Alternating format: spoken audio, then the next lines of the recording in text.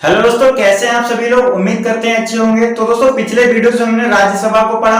आज हम आपके सामने लोकसभा का वीडियो लेकर के आए हैं। चलिए आज हम इसको समझ लेते हैं। इससे जुड़े हुए महत्वपूर्ण प्रश्नों को आज हम समझने का प्रयास करते हैं। तो चलिए दोस्तों, पिछले वीडियो में हमने आपको पढ़ाया था जो संसद होती है इसके 3 भाग होते हैं। कितने भाग होते हैं दोस्तों? 3 भाग होते हैं। पहला भाग हमारा राष्ट्रपति होते हैं, दूसरा भाग राज्यसभा, तीसरा लोकसभा। तो दोस्तों, संसद का वर्णन हमें अनुच्छेद 79 मिल जाता है, राज्यसभा का वर्णन अनुच्छेद 80 मिलता है और लोकसभा का वर्णन अनुच्छेद 81 में मिल जाता है। दोस्तों, पिछले वीडियो में हमने आपको एक शब्द बताया था सरला। ठीक है, आप उसको सरला लिख करके उसके नीचे आप 79, 80 और 81 लिख सकते हैं। ऐसे भी आप इसको याद रख सकते हैं। तो से हो गया संसद का वर्णन हमें 79 मिल जाता है, और रा से हो गया राज्यसभा, इसका वर्णन हमें 80 मिल जाता है। ला से हो गया लोकसभा, इसका वर्णन हमें 81 में मिल जाता है। तो चलिए दोस्तों, आज हम समझते हैं कि लोकसभा का गठन कब हुआ। लोकसभा का गठन दोस्तों 17 अप्रैल 1952 को होता है, और इसकी प्रथम सत्र की अगर बात करें तो 13 मई 1952 को शुरू होती है। ठीक है दोस्तों, तो जो लोकसभा के गठन की अगर बात करें, लोकसभा का गठन तो कब होता है दोस्तों? 17 अप्रैल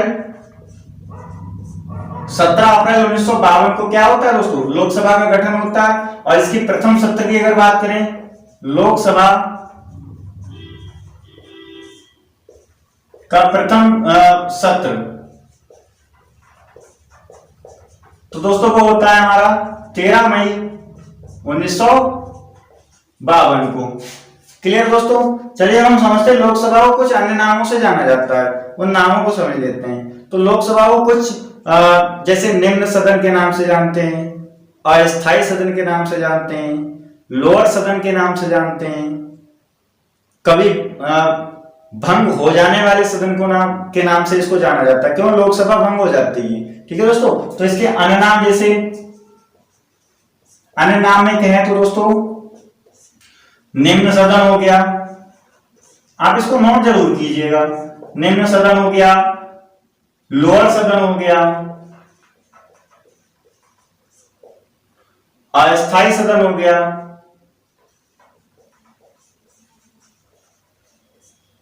और दोस्तों भंग हो जाने वाला सदन।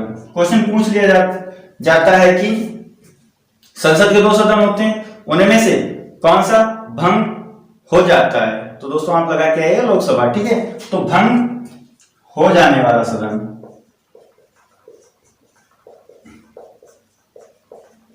जबकि राज्यसभा को अन्य नामों से जानते हैं। निम्न की जगह उच्च कर देना है ना, लोअर की जगह अपर कर देना, अस्थायी की जगह पे स्थायी कर देना है। और भंग हो ना होने वाला सदन क्या था? राज्यसभा था। ठीक है, राज्यसभा वाले वीडियो हमने आपको पढ़ाया है। क्लियर दोस्तों? तो अन्य नाम भी हो गए और लोकसभा का गठन भी हो गया। और लोकसभा का प्रथम सत्र कब शुरू होता है दोस्तों?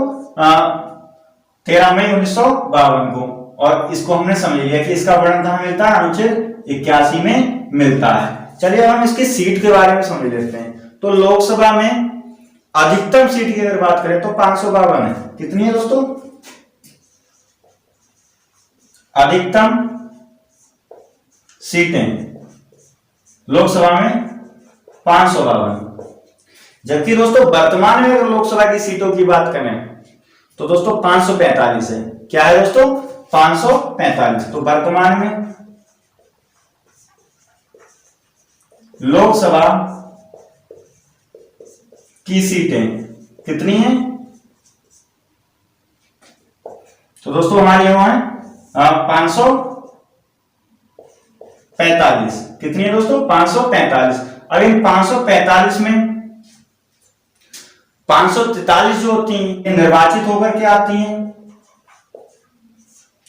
ठीक है दोस्तों, राज्यों से निर्वाचित होकर के आती हैं। और 2 सदस्य जो होते हैं ये राष्ट्रपति द्वारा मनोनीत किए जाते हैं। ये एंग्लो इंडियन होते हैं। क्या होते हैं दोस्तों? आंग्ल भारतीय सदस्य होते हैं। तो ये 2 राष्ट्रपति द्वारा एंग्लो इंडियन या आंग्ल भारतीय सदस्य चुने जाते हैं, सदस्य चुने जाते हैं। क्लियर हो गया होगा दोस्तों। अब इन 545 में 530 सदस्य जो होते हैं वो हमारे राज्यों से चुन करके आते हैं। कहां से आते हैं दोस्तों? राज्यों से चुन करके आते हैं। और इन 530 में से 530 जो हो गए वो राज्यों से चुन करके आए, और शेष जो रह जाते हैं हमारे 13 सदस्य, वो 13 सदस्य केंद्र शासित प्रदेशों से चुन करके आते हैं। तो केंद्र शासित प्रदेश से चुन करके आते हैं ये 13 सदस्य। और इन केंद्र शासित प्रदेश की अगर बात करें दोस्तों तो 7 सीटें जो हैं वो दिल्ली की हैं, और शेष की कितनी है? एक है। क्लियर हो गया होगा दोस्तों।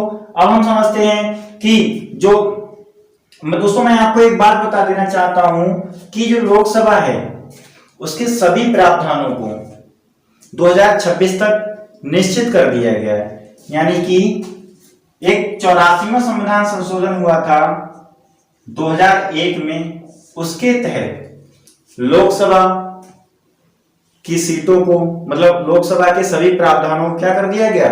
निश्चित कर दिया गया।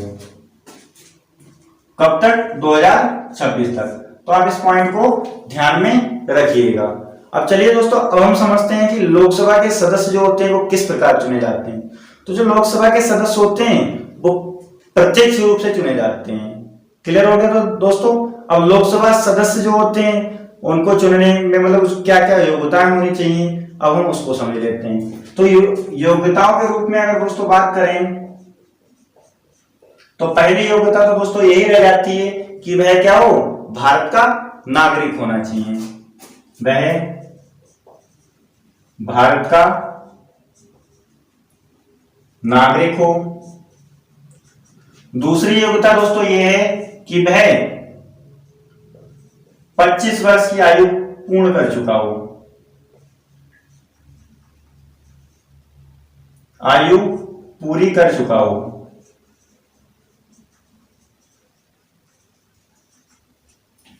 तीसरी योग्यता दोस्तों यह है कि वह मानसिक रूप से स्वस्थ होना चाहिए, यानी कि पागल या दिवालिया ना हो, मानसिक रूप से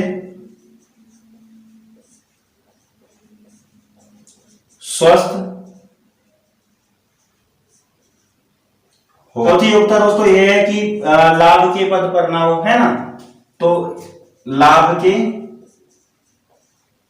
पद पर ना हो। तो दोस्तों यहाँ पे हमें एक चीज ध्यान रखनी है कि राज्यसभा में हमने पढ़ाया था कि राज्यसभा में सदस्य बनने के लिए मिनिमम एज जो है वो 30 वर्ष की होनी चाहिए, जबकि लोकसभा में सदस्य बनने के लिए अभी हमने आपको पढ़ाया कि 25 वर्ष आयु होनी चाहिए। ठीक है दोस्तों। तो जो ये संसद जो है इसके 3 भाग भी हमने आपको बताया, तो आप इसमें ऐसे याद रख सकते हैं कि राष्ट्रपति हमारे वीडियो में हमने आप राष्ट्रपति कंप्लीट पढ़ाया है। जिस फ्रेंड ने हमारे जो राष्ट्रपति का वीडियो है उसको नहीं देखा तो चैनल की प्लेलिस्ट में, पॉलिटी की प्लेलिस्ट में आपको मिल जाएगा। बेहतरीन ढंग से समझाने का प्रयास किया गया उसमें, तो आप उसको देख सकते हैं। तो राष्ट्रपति बनने के लिए दोस्तों एज हमने आपको बताई थी 35, जबकि राज्यसभा का सदस्य बनने के लिए 30 बताई थी, और अभी जो लोकसभा का बताई हमने 25। तो आप इसमें 5-5 लेस करते जाइएगा, ठीक है। तो हमेशा के लिए एज आपको पता लग जाएगी और कभी भूलेंगे नहीं, ठीक है दोस्तों, क्योंकि चीजों को समझने का प्रयास कीजिएगा। तो हमने अभी योग्यताएं समझ ली, अब हम इसके कार्यकाल को भी समझ लेते हैं। तो कार्यकाल की अगर दोस्तों बात की जाए, कार्यकाल की अगर बात करें दोस्तों तो लोकसभा के सदस्यों का कार्यकाल जो होता है वो 5 वर्ष का होता है। कितना होता है दोस्तों? 5 वर्ष का, 5 वर्ष का, ठीक है दोस्तों, तो मुझे लगता है आपको ये कंप्लीट रूप से समझ में आ गया होगा। चलिए आप चाहो तो इसको बार रिकॉल कर सकते हैं, आप दोबारा रिवाइज कर सकते हैं। चलिए मैं करवा देता हूं। तो संसद के 3 सदस्य, मतलब संसद के जो होते हैं 2 सदन होते हैं और 3 भाग होते हैं, राष्ट्रपति, राज्यसभा, लोकसभा। इनका वर्णन आर्टिकल इनमें मिलता है ना, सरला शब्द से आप ध्यान रखिएगा। लोकसभा का गठन जो होता है 17 अप्रैल 1952 को होता है और सत्र जो होती है वो 13 मई 1952 को शुरू होती है। अन्य नाम से इसको जाना जाता है निम्न सदन, लोअर सदन है ना, कभी भंग हो जाने वाला सदन, और अस्थायी सदन नामों से इसको जाना जाता है। अधिकतम सीटों की अगर बात करें तो 552 है, जबकि वर्तमान में सीटें कितनी लोकसभा की, तो दोस्तों है 545। और इन 545 में भी 543 जो होते हैं वो निर्वाचित सदस्य होते हैं, और इनमें 2 जो होते हैं वो एंग्लो इंडियन यानी आंग्ल भारतीय राष्ट्रपति महोदय के द्वारा चुने जाते हैं। ठीक है दोस्तों, फिर इस 543 में अगर बात करें तो 530 सदस्य जो होते हैं वो राज्यों से चुन करके आते हैं, और शेष 13 सदस्य जो होते हैं वो केंद्र शासित प्रदेश से चुन करके आते हैं। ठीक है दोस्तों, तो फिर नेक्स्ट है तुम्हारा, जो हमने अभी पॉइंट आपको बताया कि 84वां संविधान संशोधन हुआ था 2001 में, उसमें बताया कि लोकसभा के सभी प्रावधान जो हैं वो 2026 तक निश्चित कर दिए गए। तो आप इस पॉइंट को जरूर याद रखिएगा। तो योग्यताएं की अगर बात करें दोस्तों, तो वह भारत का नागरिक होना चाहिए और 25 वर्ष की आयु, तो मानसिक रूप से, और लाभ के पद पर ना हो। और कार्यकाल की अगर बात करें दोस्तों, कार्यकाल इनका होता है 5 वर्ष का। तो मैं इसको रफ कर देता हूं और इससे जुड़े हुए कुछ पॉइंटों को समझ लेते हैं। तो दोस्तों यहाँ पे हमें याद रखना है कि संपूर्ण मंत्रिपरिषद जो होती है वो लोकसभा के प्रति उत्तरदायी होती है। यानी ये पॉइंट हमें याद रखना है कि मंत्रिपरिषद जो है वो लोकसभा के प्रति क्या होती है दोस्तों, उत्तरदायी होती है, उत्तरदायी होती है। और दूसरा हमें दोस्तों हमें जो दूसरा पॉइंट याद रखना है वो ये है कि जो हमारे प्रधानमंत्री महोदय होते हैं उनकी सलाह पर राष्ट्रपति महोदय के द्वारा लोकसभा को भंग किया जा सकता है। समझ रहे हैं दोस्तों? तो जो प्रधानमंत्री की सलाह पर राष्ट्रपति महोदय क्या करते हैं, लोकसभा को भंग कर सकते हैं। किसको? लोकसभा को। और दोस्तों मैं बताना चाहूंगा कि ऐसा अब तक 8 बार हो चुका है।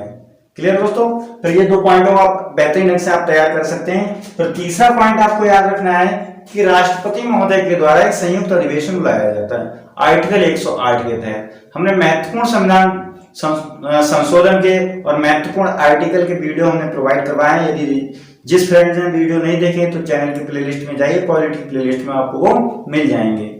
तो जो संयुक्त अधिवेशन बुलाया जाता है यानी लोकसभा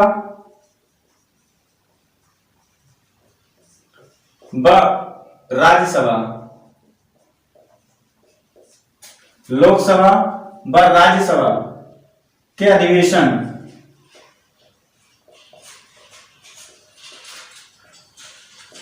राष्ट्रपति महोदय के द्वारा बुलाया जाता है। ठीक है दोस्तों? और किसके तहत? अनुच्छेद 108 के तहत। और इस संयुक्त अधिवेशन की जो अध्यक्षता है वो लोकसभा अध्यक्ष स्वयं करते हैं। ठीक है दोस्तों? तो आप इन बातों को अच्छी तरह से याद रखिएगा। और जो लोकसभा की जो बैठक होती है, लोकसभा की बैठक 2 बैठकों के बीच 6 माह का अंतर होता है। ठीक है दोस्तों? तो कितने माह का अंतर होता है? अंतर की अगर बात करें तो 6 माह का अंतर, अधिक का अंतर नहीं होना चाहिए। यानी 6 माह तक तो ठीक है, लेकिन 6 माह से अधिक का अंतर नहीं होना चाहिए।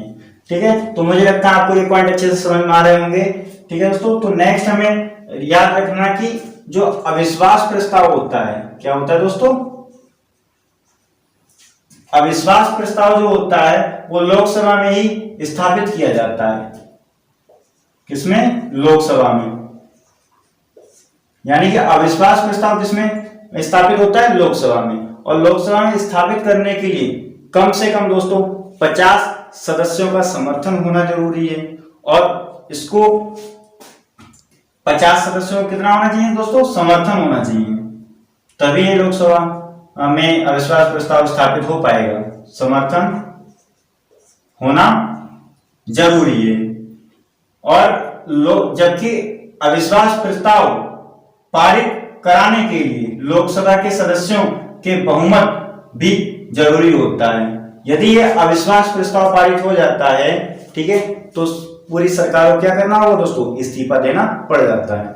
ठीक है, तो ये अविश्वास प्रस्ताव अगर पारित हो जाता है तो सरकार क्या कर देगी, गिर जाएगी दोस्तों। तो जो इसमें क्या होता है, सरकार को इस्तीफा देना पड़ता है, सरकार को इस्तीफा देना पड़ता है। ठीक है दोस्तों, तो आपको ये 3 से 4 पॉइंट याद रखने हैं। और दूसरी चीज दोस्तों ये है कि लोकसभा में जो सदस्य होते हैं, ठीक है, इनमें से ही अध्यक्ष चुन लिए जाते हैं और इनमें एक उपाध्यक्ष भी होता है इन्हीं सदस्यों में से। तो दोस्तों अगर अध्यक्ष इस्तीफा देगा तो उपाध्यक्ष को देता है, और उपाध्यक्ष अगर इस्तीफा देता है तो वो अध्यक्ष को देगा। तो आपको ये बात ध्यान रखनी है कि अध्यक्ष किसको इस्तीफा देगा, वो उपाध्यक्ष को। ठीक है दोस्तों, तो ये एक दूसरे को क्या करते हैं, इस्तीफा देते हैं। ठीक है दोस्तों, अब हम समझते हैं कि जो अध्यक्ष होते हैं उनकी शक्तियां क्या क्या होती हैं। अध्यक्ष की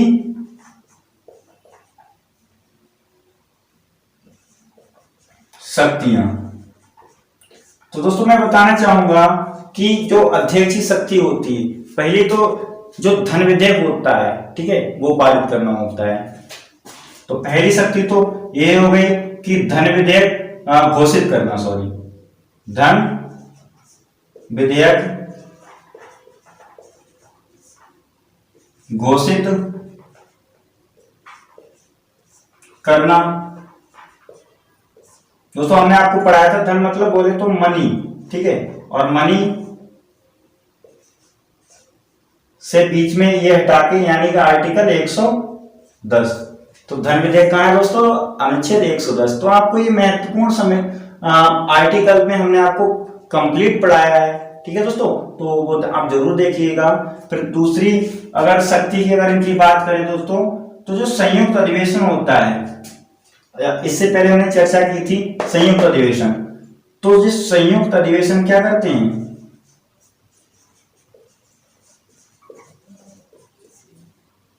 की अध्यक्षता भी करते हैं। ठीक है दोस्तों, तो जो करते हैं। और तीसरी इनकी शक्ति की अगर बात करें तो ये जो अध्यक्ष होते हैं ये निर्णायक मत दे सकते हैं। तो इनकी ये 3-4 शक्तियां आप ध्यान रखिएगा। निर्णायक मत देने का अधिकार होता है, निर्णायक मत दे सकते हैं।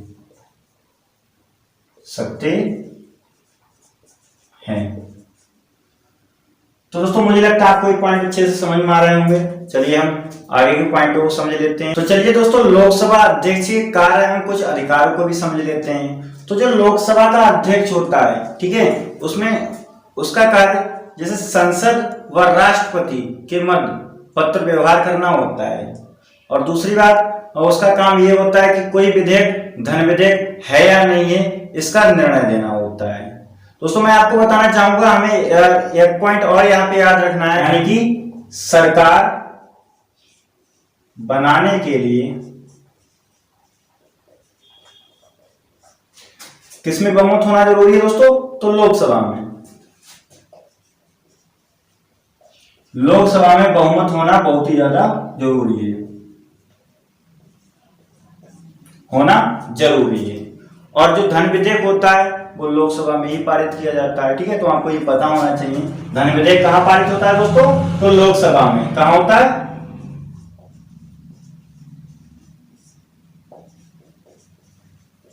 लोकसभा में पारित होता है।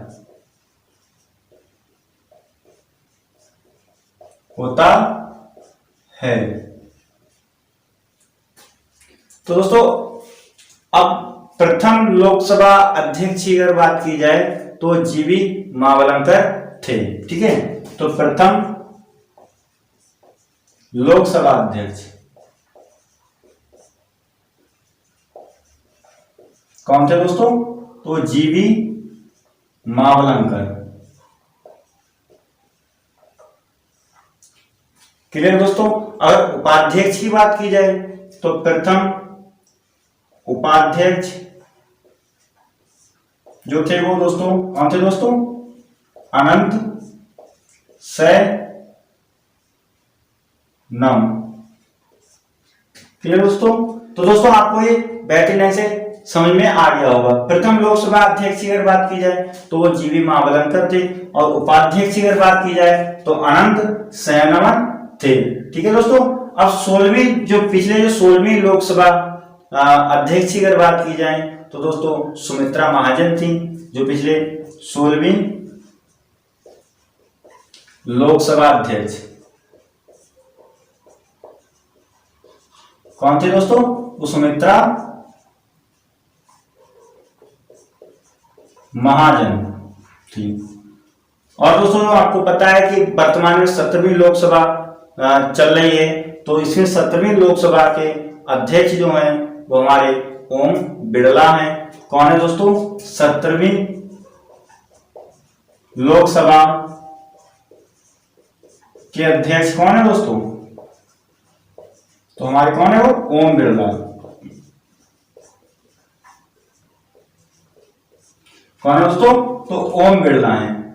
तो उम्मीद करते हैं आपको ये अच्छे ढंग से समझ में आ रहा होगा। और लोकसभा के अध्यक्ष में अगर बात की जाए दोस्तों तो पहली महिला जो लोकसभा अध्यक्ष रही हैं वो हमारी महिला लोकसभा अध्यक्ष, प्रथम महिला, ऐसे आप याद रखिएगा, प्रथम महिला लोकसभा अध्यक्ष की अगर बात की जाए दोस्तों तो हमारी वो मीरा कुमारी रही है। कौन है? मीरा कुमारी। तो बेहतरीन ढंग से आपको अच्छे से समझ में आ रहा होगा। चलिए इसको रिकॉल कर लेते हैं एक बार। तो सरकार बनाने के लिए लोकसभा में बहुमत होना बहुत ही ज्यादा जरूरी है। और लोकसभा अध्यक्ष की अगर कार्य की बात की जाए तो कोई विधेयक धन विधेयक है या नहीं है, इसका निर्णय देता है कौन? लोकसभा अध्यक्ष।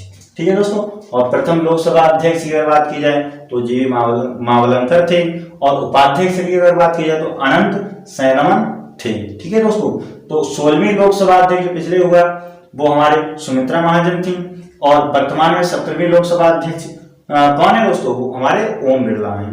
और प्रथम महिला लोकसभा अध्यक्ष की अगर बात की जाए तो दोस्तों मीरा कुमारी थी। तो अच्छे ढंग से आपको ये समझ में आ रहा होगा। चलिए दोस्तों अब हम इसके कोरम के बारे में समझ लेते हैं। जो लोकसभा का कोरम होता है वो कुल सदस्यों का 1/10 से पूरा होता है, यानी कि कोरम या गणपूर्ति, कोरम या गणपूर्ति की बात करें तो दोस्तों कितने से होता है? कुल सदस्यों का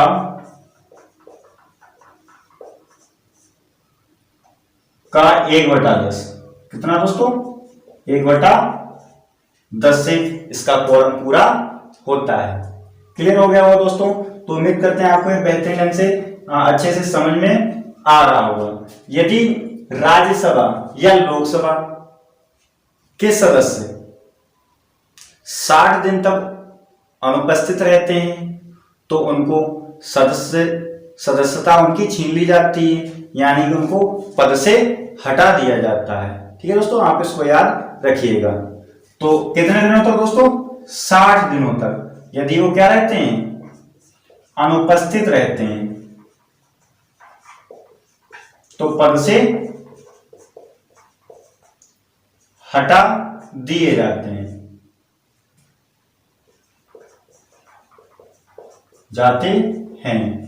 तो आप इसको याद रखिएगा।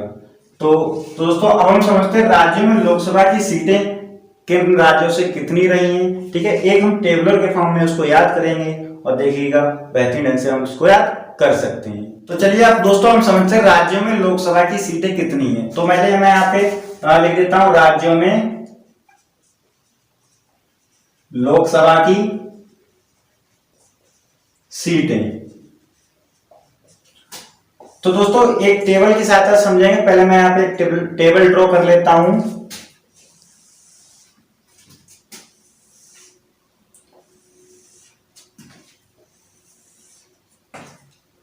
यहां पे दोस्तों मैं इधर राज्य लिखूंगा और उसमें यहां पे मैं सीटें लिखूंगा।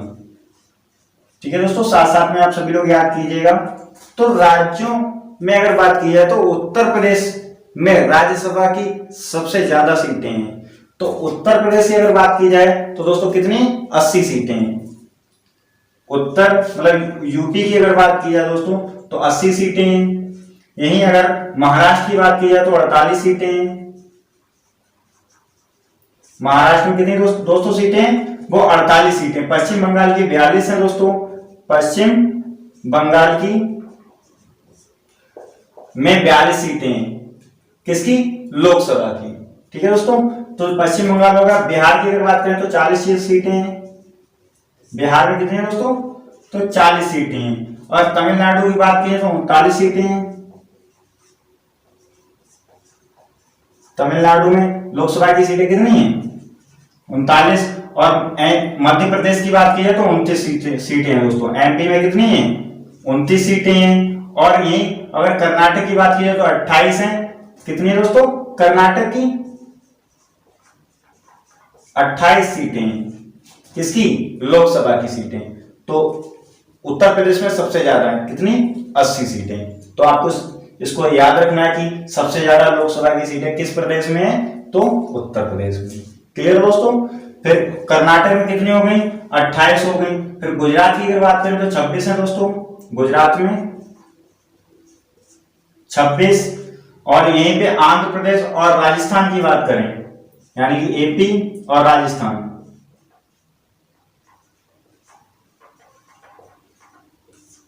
तो कितनी है दोस्तों? 25 सीटें। कितनी है? 25 सीटें। ओडिशा में 21 सीटें हैं दोस्तों। ओडिशा में 21 सीटें हैं लोकसभा की। क्लियर दोस्तों? और उड़ीसा हो गया। केरल में 20 सीटें हैं दोस्तों। केरल में 20 सीटें हैं किसकी? लोकसभा की। ठीक है दोस्तों, तो केरल हो गया। फिर नेक्स्ट है हमारा तमिलनाडु हो गया, झारखंड, असम हो गया है ना, तेलंगाना में लोकसभा की सीटें जो हैं वो हमारी 17 हैं। कितनी है दोस्तों? 17 है। असम और दोस्तों झारखंड, असम और झारखंड में लोकसभा की सीटें दोस्तों 14 हैं। कितनी है? 14 है।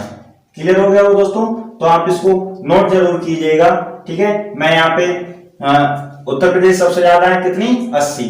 ठीक है, तो आपको अच्छे से ढंग से आप याद कर रहे होंगे। तो मैं इसको रफ कर देता हूँ, कुछ और लिख देता हूँ। तो नेक्स्ट है दोस्तों पंजाब की 13 है और छत्तीसगढ़ की 11 है। पंजाब की कितनी है दोस्तों? वो हमारी 13 है और छत्तीसगढ़ की 11 है।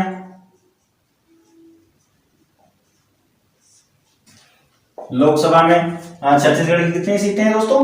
तो 11 है। और पंजाब में कितनी है? तो 13 में। छत्तीसगढ़ हो गया, पंजाब हो गया दोस्तों। हरियाणा जो है उसकी 10 है। हरियाणा की कितनी है दोस्तों? 10 है किसकी? लोकसभा की सीटें। फिर उत्तराखंड में 5 है। उत्तराखंड जिसमें 13 जिले हैं दोस्तों, है ना, तो उत्तराखंड में कितनी? 5 सीटें किसकी? लोकसभा की। उत्तराखंड हो गया, पंजाब हो गया, छत्तीसगढ़, हरियाणा हो गया। अब दोस्तों नेक्स्ट है हमारा हिमाचल प्रदेश में 4 है। यानी हिमाचल प्रदेश में कितनी है दोस्तों? तो हमारी वो 4 सीटें। मेघालय में दोस्तों 2 हैं। मेघालय में लोकसभा की कितनी सीटें हैं? तो वो 2 है। फिर गोवा, मणिपुर, त्रिपुरा, है ना, गोवा हो गया, मणिपुर, त्रिपुरा, गोवा, मणिपुर, त्रिपुरा, अरुणाचल प्रदेश,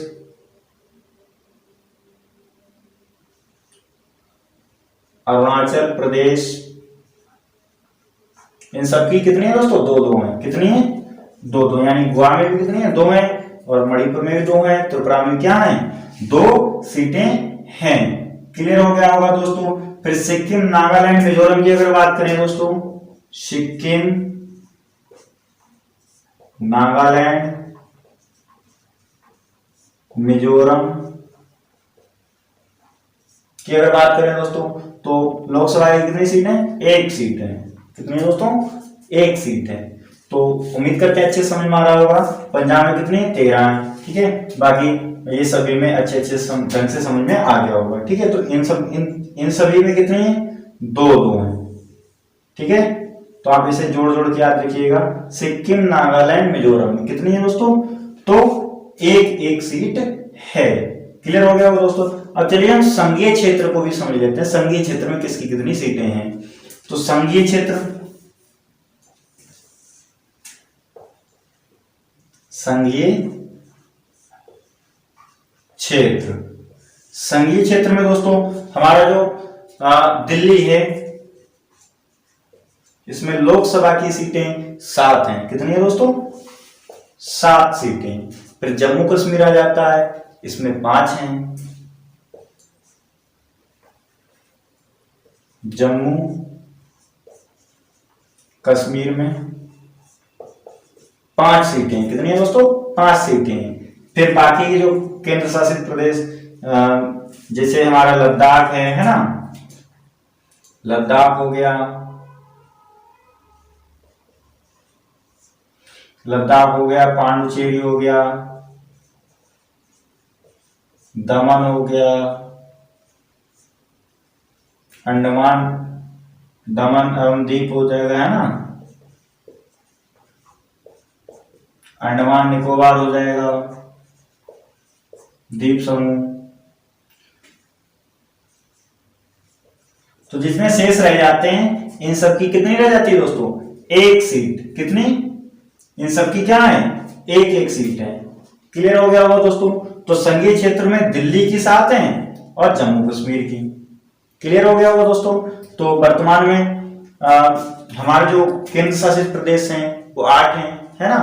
तो अभी तो जो दिल्ली, मतलब जो जम्मू कश्मीर और लद्दाख अभी जल्दी में बने हैं, और वैसे वो 7 थे हमारे। लेकिन दोस्तों हमें यहाँ पे ध्यान रखना होगा, जो केंद्र शासित प्रदेश हैं हमारे, आप ट्रिक के फॉर्म से याद रख सकते हैं कि चलो